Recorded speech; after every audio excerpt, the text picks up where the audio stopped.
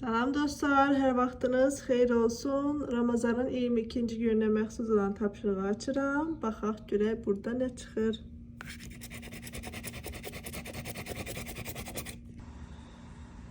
Dostlar, bugün de çok güzel bir tapşırıq çıxdı. Vəfat etmiş sevdikləriniz üçün dua edin. Həqiqətən də bu kalender o kadar güzel düşünülmüş kalendardır ki, yani burada vəfat edənlər, rəhmətə gedənlər belə unudulmayıb. Gəlin bugün dostlar, rəhmətə gedənlər üçün, onlar üçün də dua edək.